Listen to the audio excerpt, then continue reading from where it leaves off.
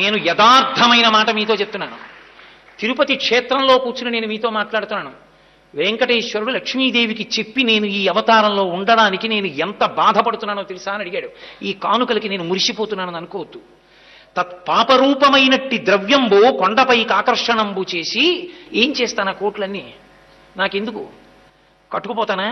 ఆ డబ్బుతో నేను ధనదు రుణం, కుబేరుడు రుణం కట్టాలంటే 1 గంట చాలు. అజ్ఞులైన జనులకి పింతున చలమతిని నిస్పృహుండనగుచు. అది పెద్ద మాట. తరిగొండ వెంగమాంబ గారి సాహిత్యంలో తల్లికి సరస్వతి కటాక్షం, వెంకటేశ్వర అనుగ్రహం అక్కడ పడింది మాట. నిస్పృహుండనగుచు. దానికి నేను సంతోషపడిపోతాను అనుకుంటున్నావేమో.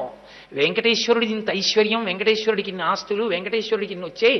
2 రోజుల్లోనో 3 రోజుల్లోనో 12,87,364 రూపాయలు 70 వేసినట్టే లోకంలో వాళ్ళందరూ తెలియదు అబ్బా అంటారు. నేను అబ్బా అంటాను. కాబట్టి లక్ష్మి, ఈ పాపరూపమైన ద్రవ్యం ఏం చేస్తాను? నేను ఉంచుకోలేక ధర్మకర్తల మండలిని ఆవహిస్తాను బుద్ధిలోకి. ఆవహించి ఆజ్ఞులైన జనులకు ఇప్పింతు నచలమతిని. అమాయకులైన వాళ్ళు ఉంటారు, వాళ్ళకేం తెలియదు.